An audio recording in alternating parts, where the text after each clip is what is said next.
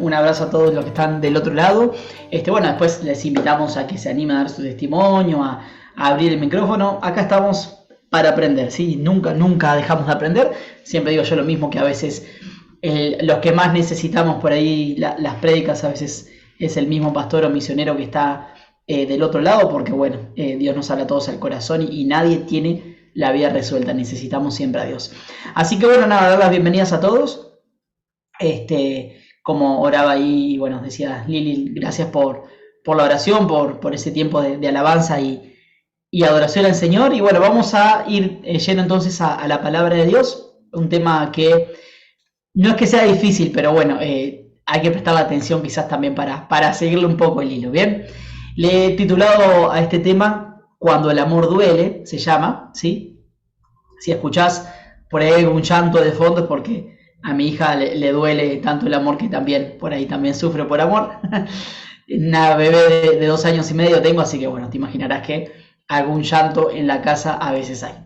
Bueno, la palabra amor es una de las palabras más difíciles quizás de describir, ¿no? Todos tenemos más o menos una idea de lo que es el amor. Yo creo que no hay nadie que diga, no sé lo que es el amor. Todos tenemos una idea más o menos de lo que es el amor.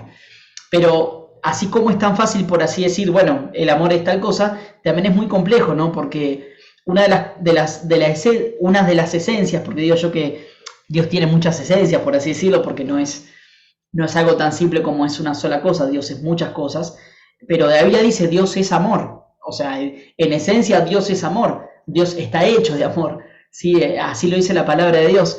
Y uno diría, bueno, ¿cómo es el amor, no? El amor lo podemos entender de muchas maneras, pero en la Biblia hay un pasaje explícito que le adjudica el amor, ¿no? Que es 1 Corintios 13, hablando ya el apóstol Pablo.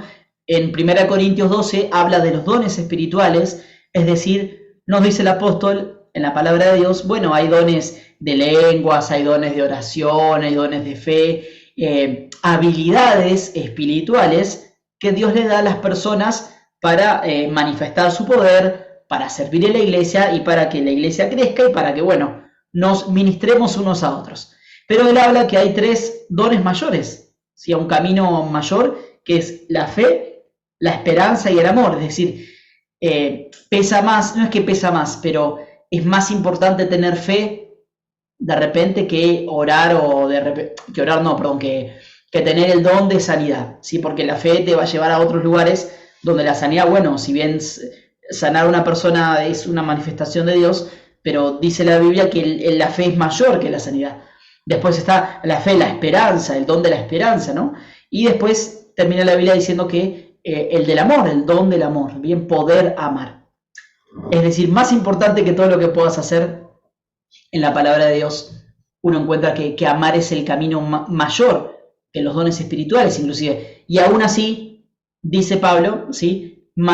Dice la fe, la esperanza y el amor. Y mayor de estos, el amor. Es decir, el amor es el don más grande que un ser humano puede tener, ¿sí? Más que todo lo que puedas uno desear, tú tienes que desear ser una persona que pueda demostrar el amor de Dios. A veces uno quiere muchas cosas con Dios. Yo quiero esto, lo otro, yo quiero poder ser usado de esta manera, yo quiero ser un buen adorador, cantar para el Señor, predicar para el Señor. Bueno, muchas cosas que podés hacer para Dios. Pero Dios te dice, lo más importante es amar. Porque amar es el camino que nos lleva a Dios, ¿sí? Es por amor al ser humano que Dios nos salvó. Es por amor que vos y yo estamos acá. Si Jesús no hubiese recorrido ese amor que duele, que ahora vamos a ver, no estaríamos vos y yo en esta sala en este día en particular. Bien, 1 Corintios 13, entonces, hablando ya el apóstol Pablo, dice, dice, si tuviese toda profecía y entendiese todos los misterios y toda ciencia, dones de ciencia, de profecía, dice, si tuviese toda la fe, de tal manera que trasladase los montes y no tengo amor, nada soy. Es decir, es más importante amar que inclusive trasladar montes por fe. Vieron que dice que la palabra de Dios que la fe mueve montañas. O sea, más que mover montañas, lo que Dios quiere o más grande es amar a los demás. Fíjate qué importante es el amor. Dice, y si repartiese todos mis bienes, si fuese la persona más generosa para dar de comer a los pobres, y si entregase mi cuerpo para ser quemado y no tengo amor, de nada me sirve. Y empieza en el versículo 4 de 1 Corintios 13 a describir el amor. No vamos a centrarnos en este pasaje, el pasaje es otro, pero lo que te quiero decir es que la primera característica del amor, uno diría, bueno, ¿cuál sería la primera característica que tú describirías al amor? Uno podría decir el amor es lindo, el amor es emocionante, el amor es, no sé, el amor es misterioso, el amor es gigante, no sé, muchas cosas que podríamos para describir a este amor. Y dice la palabra de Dios, el amor es sufrido. 1 Corintios 13:4. La primera característica que Dios nos dice en su palabra, que es el amor es sufrido. Wow, ¿no? Porque, a ver, podría haber empezado por cualquier otra cosa, pero para mí el orden de las cosas es muy importante, ¿sí?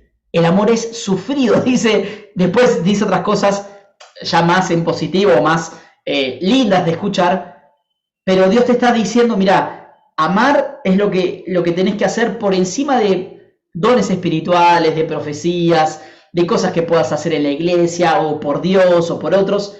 Lo más importante es amar. Pero que sepas, te dice Dios, es como también, ¿no?, nos avisa, que por amor vas a sufrir. ¿Sí? Yo escuchaba alguna vez un escritor que decía, ¿cuántas formas de querer? Y solo la que hace sufrir es la verdadera, ¿no? ¿Cuántas formas por ahí, o a veces cuántas veces queremos a los demás, pero cuando realmente uno sufre por otra persona, realmente es ese sufrimiento o ese amor es genuino, ¿no? Cuando sufres por alguien, ¿sí?, realmente lo amas. Porque si una persona, el bienestar o malestar de alguien no te genera nada, no es amor. Pero cuando tú sufres por alguien, realmente lo amas. Amar y sufrir, aunque no sea lo más grato, van de la mano. Amar y sufrir no es lo más grato, es lo más lindo de escuchar a veces, pero van de la mano, ¿sí? Si bien el poder amar es un don de Dios, como te venía contando, ¿sí?, somos seres capacitados para amar, ¿sí?, porque Dios nos creó con un corazón y Dios nos dio la capacidad de amar. Pero la verdad es que no sabemos cómo, y muchas veces tampoco sabemos recibir amor. ¿Vieron? Hay gente que tú le das un abrazo, le haces una demostración de cariño y se quedan así, como que duras, tiesas. ¿Por qué? Porque mucha gente no aprendió a recibir amor. Y hay personas que tú les manifiestas tu amor, no en palabras, sino también en acciones, en gestos, y las personas se sienten a veces como, no ofendidas, pero como raras. ¿Por qué? Porque mucha gente no sabe recibir amor. Y bueno, ni que hablar de cómo dar el amor, cómo mostrar realmente el amor, cómo es. Es como un auto que tiene un mal conductor, ¿sí? O sea, tú eres capacitada o capacitado para amar, ¿sí?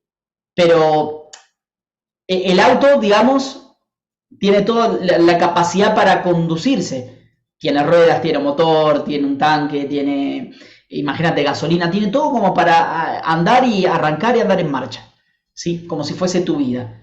Pero si hay un mal conductor, por más buen auto que sea, por más tecnología que tenga, no se va a poder conducir bien. Bueno, lo mismo. Tú eres una persona capacitada para amar, ¿sí? Pero si tú no te acercas a Dios, quien es que te da el instructivo de cómo vivir y cómo manejarte en esta vida, no vas a poder ni experimentar ese amor, ni llevar ese amor a los demás.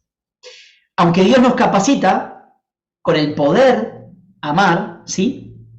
El amor proviene de Dios, pero muchas veces ese amor, como te decía, significa pasar por el dolor. Amar duele, y Dios no nos anestesia para ese dolor.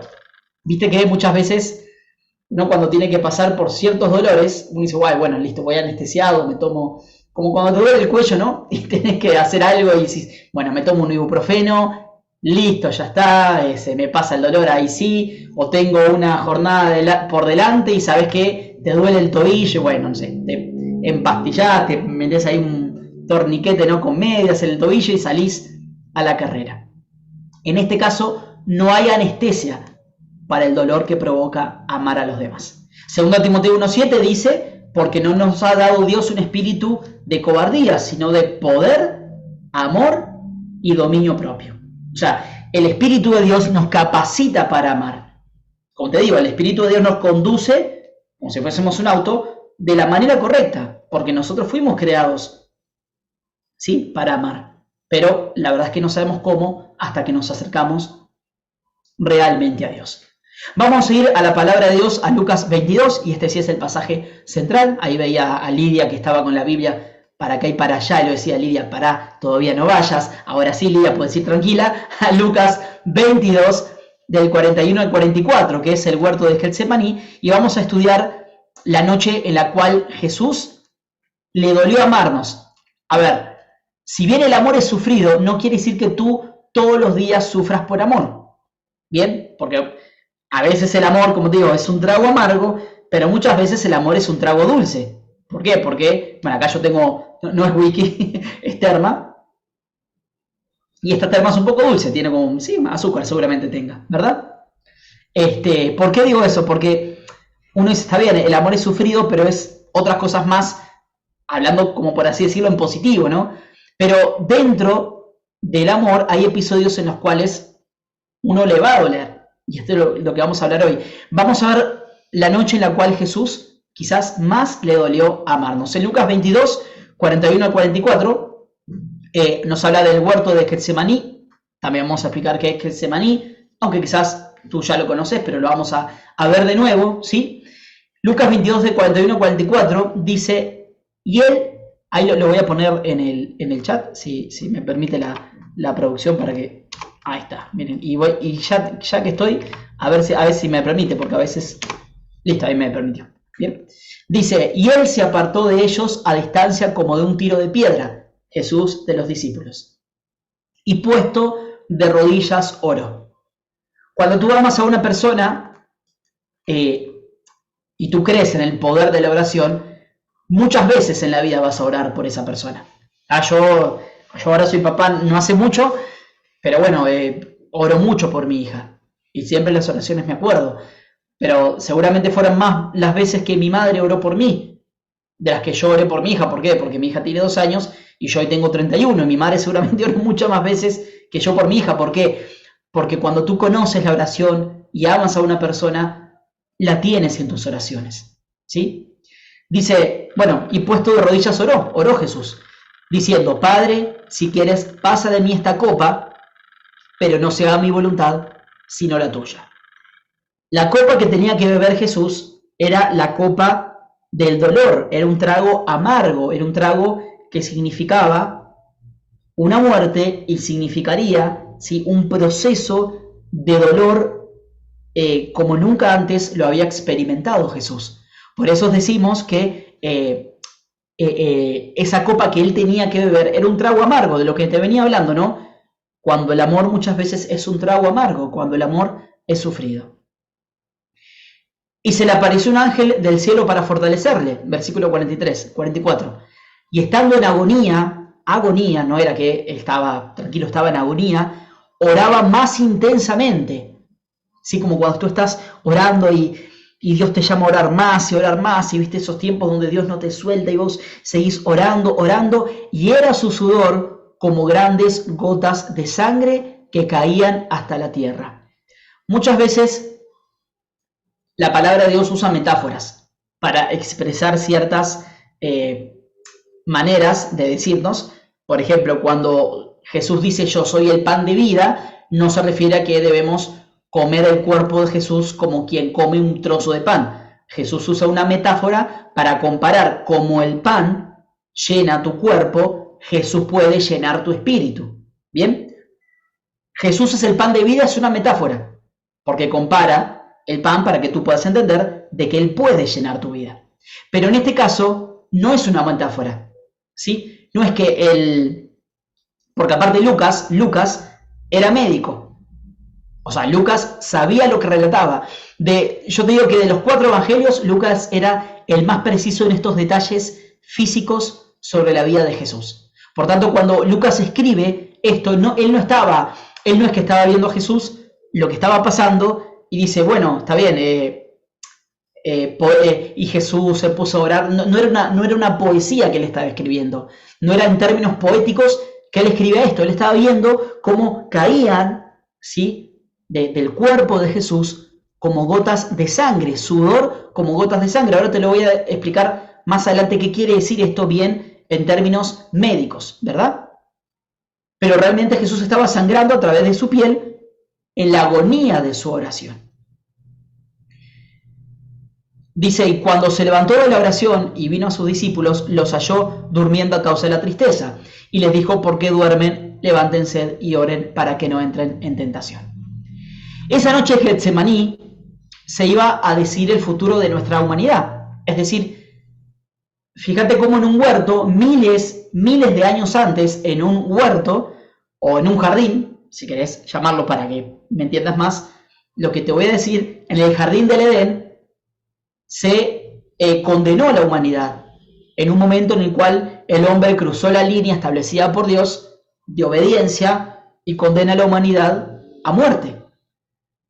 Y en otro jardín, en este caso un huerto, ¿no? Un huerto Getsemaní, parecía un jardín, ¿sí? Cuando tú vas a Israel y lo ves físicamente es como un jardín, ¿sí? En otro jardín, miles de años después, ¿sí? Se decidía el futuro de la relación del hombre y de Dios. ¿Sí? Entonces, ¿qué podemos decir de esto? Que obviamente eran dos huertos diferentes, dos diferentes épocas, la de Adán y la de Jesús, pero había una relación en juego. Tanto una relación que se echó a perder en la desobediencia de Adán, como una relación que se podía restaurar en esa oración de Jesús. O sea, Jesús estaba lidiando con salvar la relación de Dios y el hombre, o decir, bueno, hasta acá llegué y el hombre no va a encontrar la salvación. ¿Por qué? Porque es un precio muy alto de pagar. ¿Sí? La batalla de Cristo en la cruz obviamente fue el resultado externo, ¿sí? Que todo el mundo vio, pero antes había sido una victoria interna en su corazón, en ese huerto de Getsemaní. Por eso cuando Jesús se levanta de esa oración, se levanta de esa agonía, se levanta de ese sudor como gotas de sangre, se levanta del suelo, ¿sí? Ya fortalecido, como dice la Biblia, en el Señor, Él decide ir a la cruz y no titubea, no da vueltas, va directo a lo que tiene que hacer. Y dice, la hora ha llegado, como diciendo, bueno, ya está, lo que se tiene que hacer, que se haga. ¿Sí? Por eso vienen los oficiales y él no escapa. Recuerden que muchas veces en la Biblia aparece como que querían apedrear a Jesús, querían matarlo, querían, por lo que él decía, ¿no? Por sus prédicas. Y en muchas partes Jesús se escondía tras la multitud y se iba. Inclusive si hubiese querido librarse de los que lo arrestaron en ese entonces, él podría haber hecho eso. ¿Por qué? Porque él solía visitar, dice la Biblia, ese huerto de Getsemaní. Era un lugar conocido para él. Es decir, él conocía los medios de escape de ese lugar para poder salir airoso de cuando fue capturado. Pero él quiso, por propia voluntad, por eso la Biblia dice que fue como oveja al matadero, literalmente hablando, fue a morir en la cruz porque ya lo había decidido en esa oración, en ese huerto, en esa noche en particular. ¿Sí? Y es como cuando una persona, bueno, Jesús nos salva en la cruz, ¿no? Pero cuando una persona recibe una medalla en una carrera, ¿sí? Cuando un deportista, cuando un jugador de fútbol levanta una copa, cuando un deportista recibe la medalla de oro y se pone a llorar y se emociona y se abraza con sus padres o mira a la tribuna o mira al cielo, le da gracias a Dios, las lágrimas de ese deportista no es porque gané esta medalla.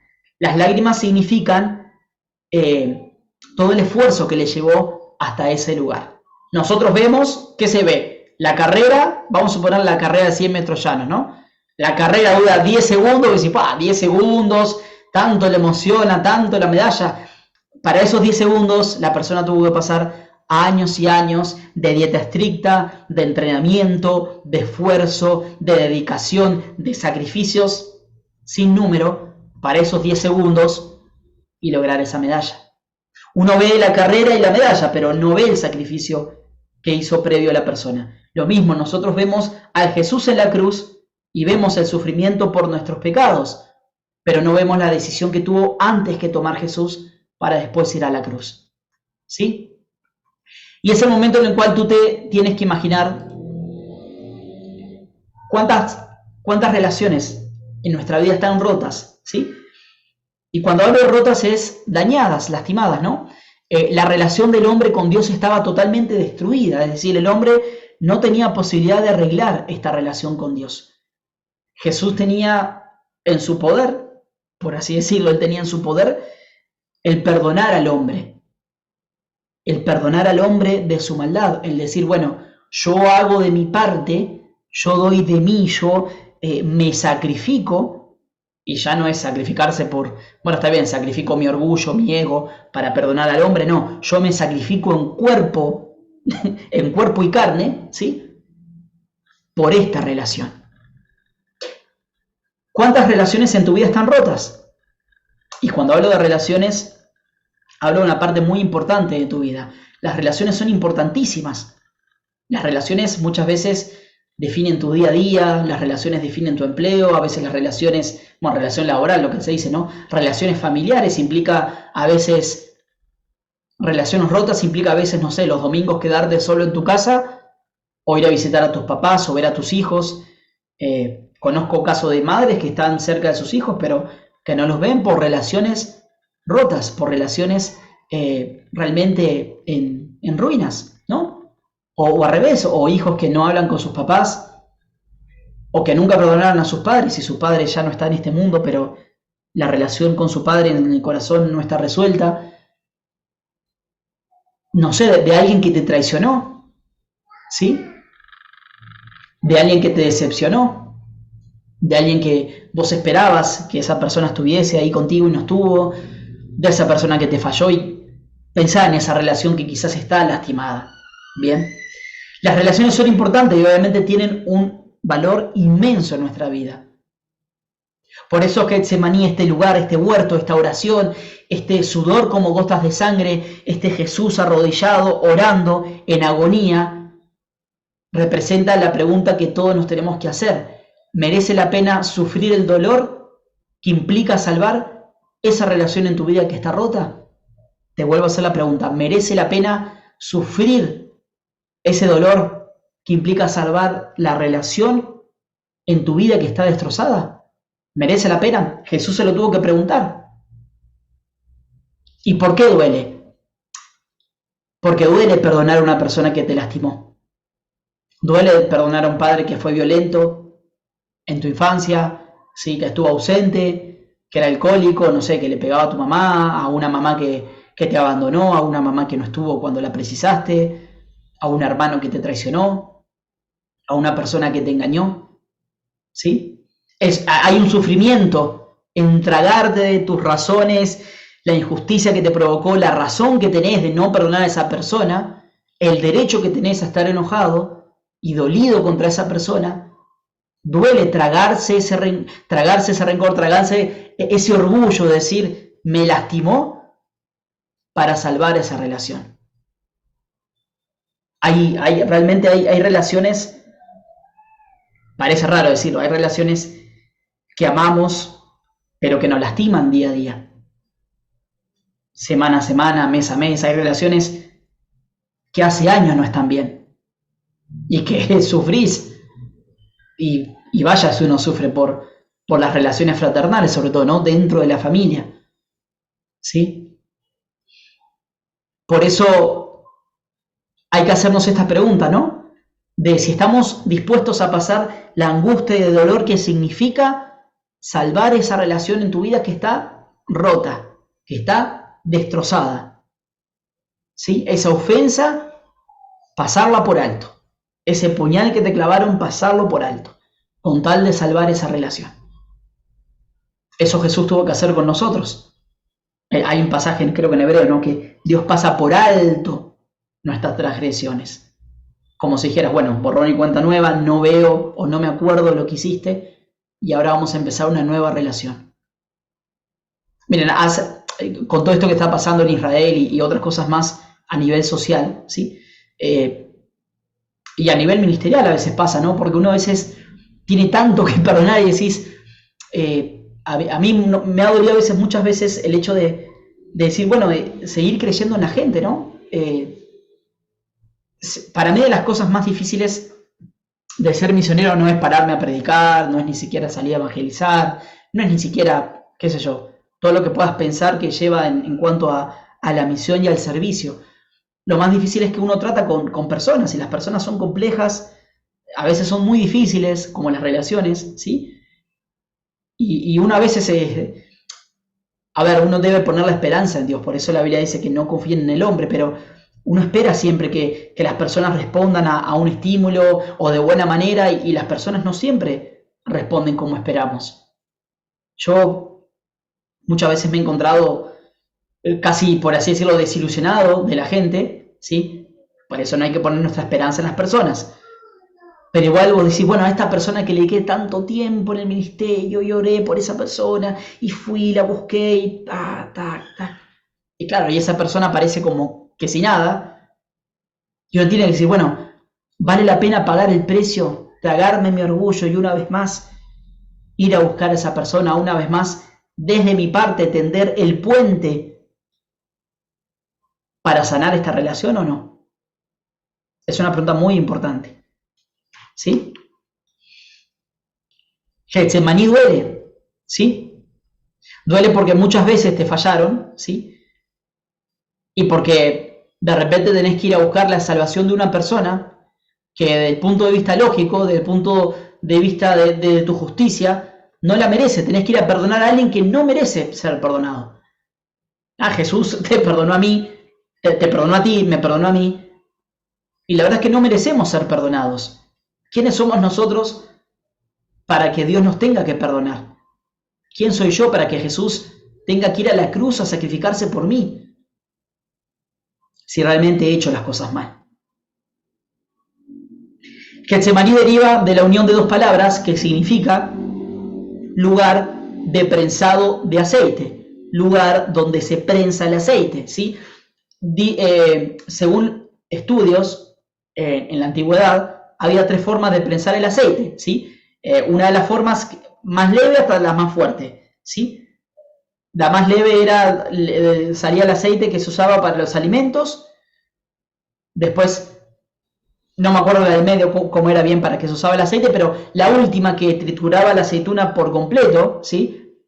Lugar de prensado, o sea, huerto de Getsemaní es el monte de los olivos, el mismo monte de los olivos. Olivos es aceituna, bueno, no sé cómo se diga en dónde estás, pero la aceituna, ¿no? La verde, la que uno come, ¿sí? En realidad es muy amarga. Si encontrás una aceituna tirada por ahí, yo fui al huerto de Getsemaní en Israel y se me ocurrió comer una aceituna del suelo. No lo hagas, porque son silvestres, porque son muy, pero muy amargas. Bien, resulta que el prensado más fuerte, ¿sí? Tritura todo el olivo, ¿sí? Lo tritura por completo la oliva a la aceituna, pero larga un aceite que es muy amargo. Y ese aceite amargo es el que se utiliza, o que se utilizaba en aquel entonces, para la iluminación. ¿Qué te quiero decir con esto? Que soportar el dolor que implica salvar una relación, soportar el esfuerzo que involucra perdonar a una persona que te lastimó, soportar todo ese dolor que implica, ¿sí? Tragarte tus razones, guardar, como diría, en un papelito y quemarlo, ¿sí? Todo lo que la persona te lastimó para volver a tender puentes y salvar esa relación, todo ese dolor mantiene, como ese aceite amargo mantenía la luz encendida, bueno, mantiene, ¿sí?, la llama del Espíritu en tu vida. Porque eso es el verdadero amor.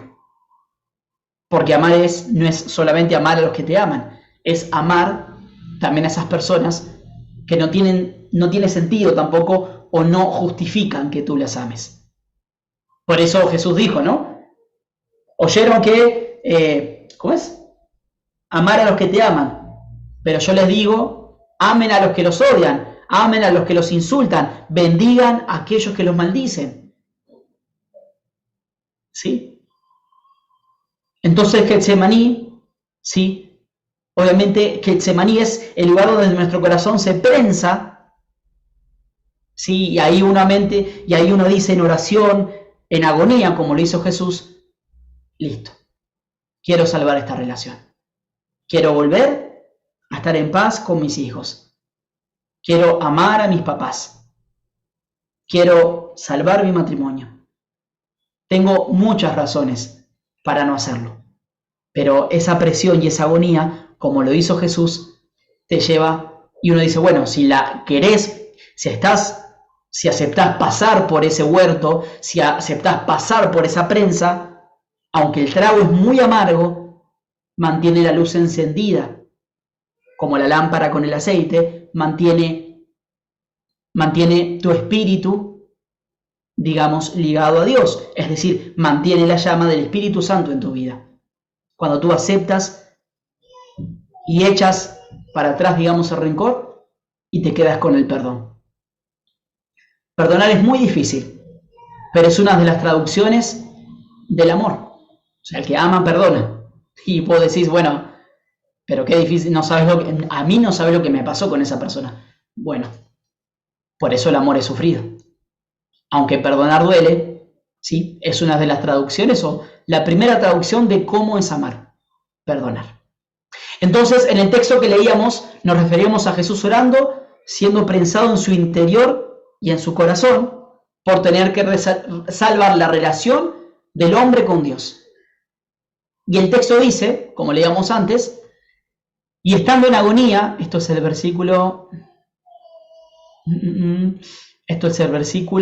y estando en agonía, 44, perdón, vieron, versículo 44. Y estando de Lucas 22. Y estando en agonía, oraba más intensamente, y era su sudor como grandes gotas de sangre que caían hasta la tierra. Esto no era una metáfora, como te dije anteriormente. El término se llama hematoidrosis. Hematoidrosis, te la pongo ahí en el chat, ¿sí?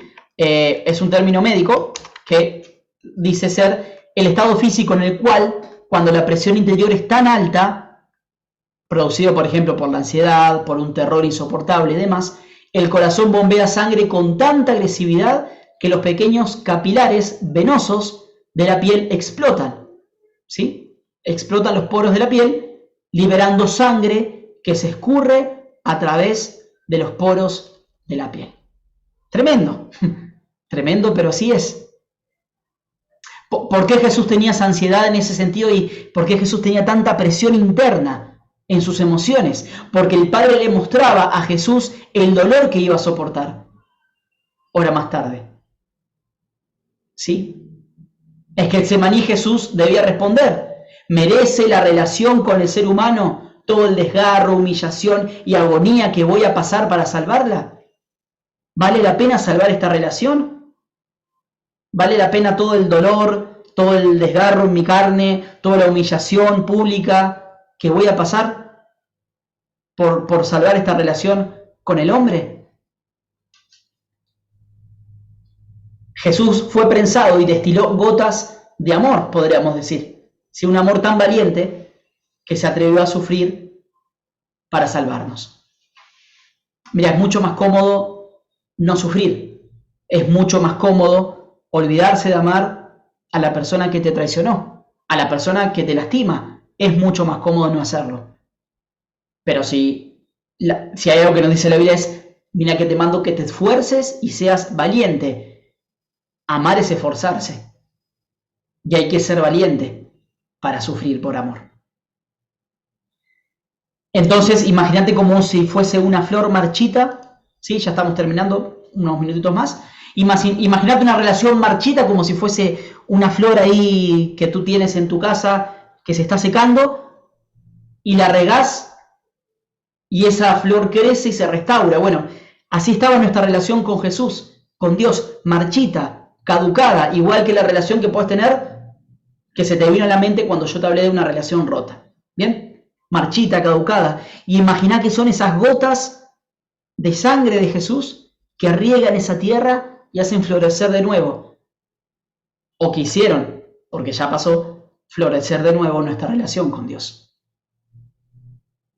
Amar es muchas cosas, pero no se refiere a amar o no se reduce solo a sentimientos. Amar involucra acción. Es decir, ¿estás dispuesto a amar a la otra persona o no estás dispuesto a amar a la otra persona? ¿Estás dispuesto a perdonar a esa persona sabiendo que amar a esa persona significa también sufrir por esa persona o no estás dispuesto a sufrir por esa persona? ¿Estás dispuesto a amar y a sufrir por un mundo que está loco, que está cada vez peor? Porque pasan guerras y ves personas apoyando a la guerra y apoyando a la muerte y decís, bueno, Dios, a veces uno piensa, ¿no? No sé, que explote el mundo y chau, y que venga Cristo y ya está. Tanto dolor que hay en el mundo, tantas cosas que suceden. ¿Estamos dispuestos a amar e ir a salvar a aquellos todavía que se van a salvar? ¿A sufrir por amor? Amar a Dios no es fácil, pero amar a las personas es aún más difícil. ¿Sí? Dios no te traiciona, a los demás sí te traicionan. Por eso amar a los demás duele. Te voy a contar dos experiencias bien pequeñas. Me acuerdo que una vuelta estaba, tenía, ¿cuántos años tenía? No me acuerdo qué edad tenía, era jovencito, era jovencito, no dormía en las noches y aguantaba igual, era muy jovencito, era flaco, imagínate.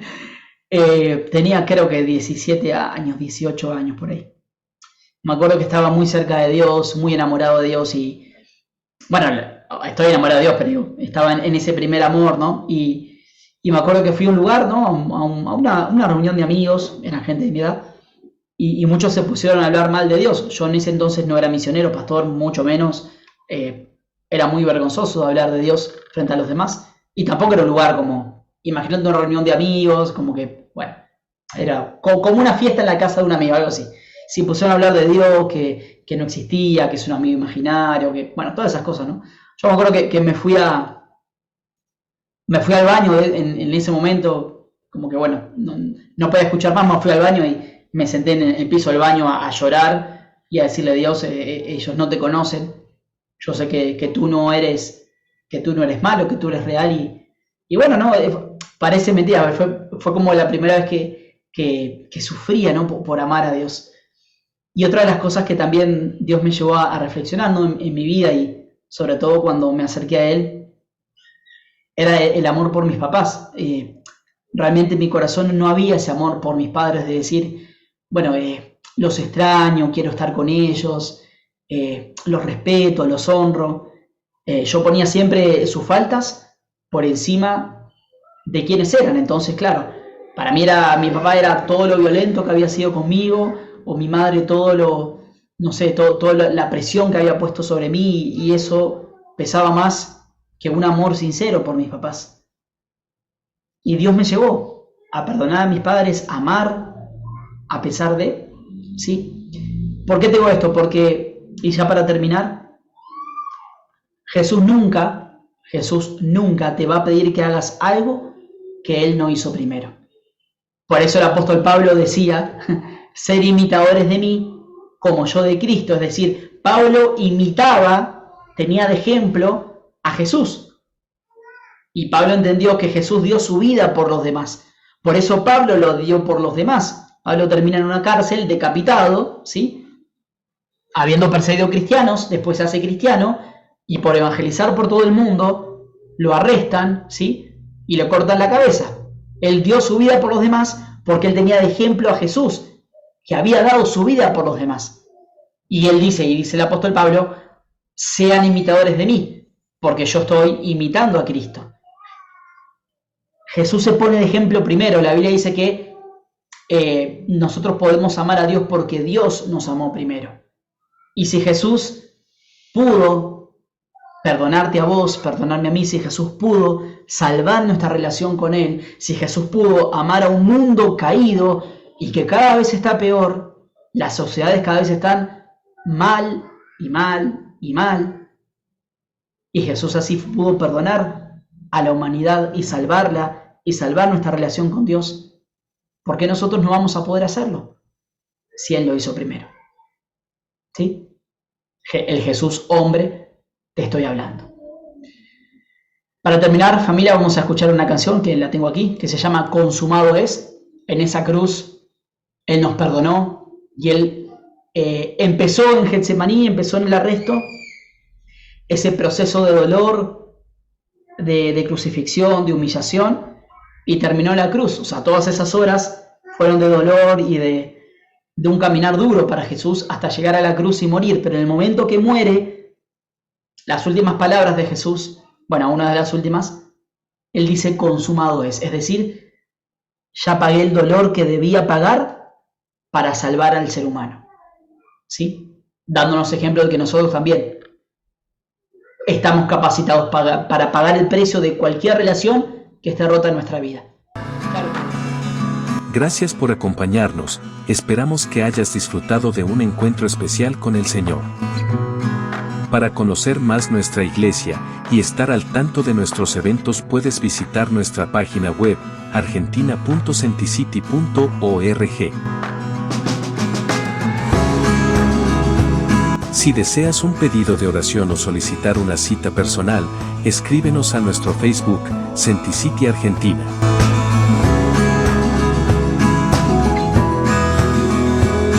Nos encontramos en una próxima reunión.